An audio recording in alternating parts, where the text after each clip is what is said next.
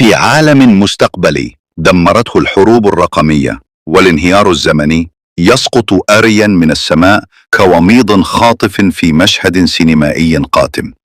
يستيقظ في أرض مغطاة بالرماد تحت سماء دخانية وصمت إلكتروني غريب. لا يعرف أين هو ولا من يكون أماما. كل ما يشعر به هو نبض غريب في رأسه، شيء حي بداخله. النواة. النواة هي طاقة زمنية مزروعة في دماغه منذ الطفولة ضمن مشروع سري يعرف باسم الوريث. لكن أريان ليس وحده. منظمة غامضة تدعى المختبر تطارده بلا رحمة، عازمة على استخراج النواة لاستخدامها كسلاح لإعادة تشكيل الزمن وفق إرادتهم. خلال رحلته يلتقي أريان بكايد، محارب متمرد وليع، فتاة حاملة لأسرار أكبر من عمرها. ينضمون معا إلى المقاومة ويواجهون عالما متداعيا، مدن مدمرة، كيانات رقمية هائمة، ومخابئ تحت الأرض مليئة بالذكريات المكسورة. تبدأ النواة بالتفاعل، فتفتح لأريان بوابات في الذاكرة والرؤية تجعله يشك إن كانت حياته حقيقية أم مجرد خريطة زمنية صممها المختبر. يخضع لمحاكاة ذهنية، يواجه نسخة رقمية شريرة من نفسه، وينقذه المعلم أوريان الذي يعلمه كيف يسيطر على قواه دون أن يمحى. في نهاية الجزء الأول يتجه أريان إلى قلب مدينة نيوتيرا، حيث يواجه النواة المركزية للذكاء الصناعي، يدفع الثمن الأكبر ويدخل مفتاح البيانات الأخير لتتجمد كل الآلات في لحظة بيضاء صامتة. لكن الراحة لا تدوم. في الجزء الثاني يعود أريان من بوابة زمنية أخرى ليجد نفسه في بعد مختلف، حيث تكتشف ليا أنها تحمل نواة أخرى غير مستقرة. يكتشف أريان أن والده كان أحد مؤسسي المختبر، وأن مشروع النواة خرج عن السيطرة. بين مطاردة الظل وهجوم المقاومة وتضحية كايد البطولية، يخوض أريان معركة شرسة داخل منشأة مخفية.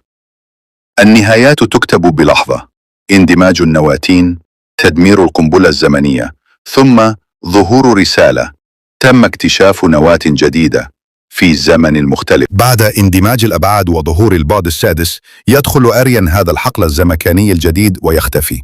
لي التي استعادت بعض السيطرة على النواة تحاول التواصل معه، لكن شيئا ما في الزمن بدأ ينهار مجددا. في أنحاء العالم تظهر شظايا أبعاد المكسورة، أصوات، صور وذكريات تتسرب من أزمنة لا تنتمي للواقع. الزمن يتوقف فجأة في أماكن ويجري بسرعة في أخرى، وفجأة يختفي المراقب. غابت أعين الزمن وبدأ الخلل يتسع. يستدعى أريان من البعد السادس بعد أن أعاد تجميع وعيه في الفراغ الزمني إلى مركز المحور الزمني، حيث يطلب منه إعادة تشغيل كود التوازن، نظام زمني قديم يربط بين الأبعاد ويحافظ على استقرارها. مع فريق جديد ينطلق أريان في رحلة إلى 4 أبعاد مختلفة لجمع شظايا مفقودة من الكود. في البعد الأول يواجهون عالما مقلوبا، حيث الحياة تعني الموت والنور يعني العدم. في الثاني يدخلون إلى عالم صامت لا صوت فيه، ويتواصل السكان من خلال موجات عقلية. في الثالث يستبدل أحد أعضاء الفريق بنسخة من بعد خبيث دون أن يعلموا، ويكاد يدمر المهمة من الداخل. أما البعد الرابع فهو حي بالكامل، كل شيء فيه من نبات وهواء وجدران يتنفس ويتفاعل. في كل بعد تزداد إشارات غريبة تشير إلى وجود نواة خامسة، وفي النهاية يعثرون عليها في البعد الخامس، نواة متحولة لا تنتمي إلى أي زمن، بدأت تبني بعدها الخاص وتبتلع الأبعاد الأخرى. تبدأ دوامة زمنية بابتلاع الأكوان. يضحي 2 من أعضاء الفريق بإغلاق المسار، وفي لحظة حاسمة يعود المراقب ويفعل كود التوازن، لكن الثمن باهظ. يخلق بعد سادس جديد نتيجة كل الاندماجات. يدخل أريان إليه مجددا ويختفي عن كل الأزمنة. يعود الزمن إلى النقطة الصفرية، الفراغ الأول. أريان عائم بلا جسد، ووعي لي يحاول الدخول للبعد الجديد الذي يرفض كل تدخل بشري. تبدأ رحلة فيما قبل النواة، حيث يلتقي أريان بعلماء الزمن الأوائل، ويكشف له أن النواة لم تصمم لحماية الزمن، بل لهدمه بالكامل إذا خرج عن مساره. يظهر الظل الأول، أصل كل الظلال، هو أول محاولة فاشلة لاحتواء النواة في جسد بشري، وها هو يعود للانتقام.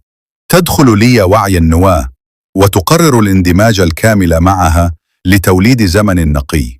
توحيدها مع آريان في الموجة الأخيرة يخلق مجرى زمني جديد، وفي آخر مشهد يولد طفل في عالم جديد، وفي عينيه وميض نواة لم تعرف بعد.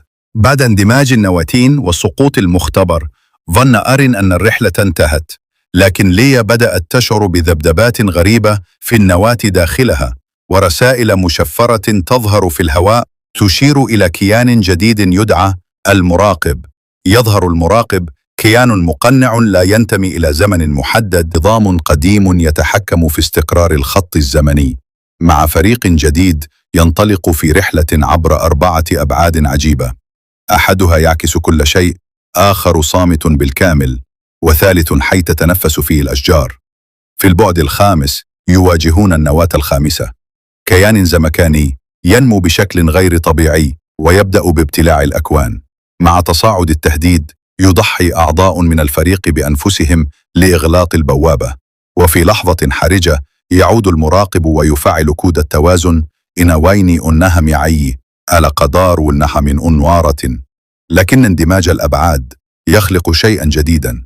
البعد السادس، بعد لم يعرف من قبل، يدخل فيه أرين ويختفي، تاركا ليا وحدها في عالم جديد وزمن آخر يبدأ.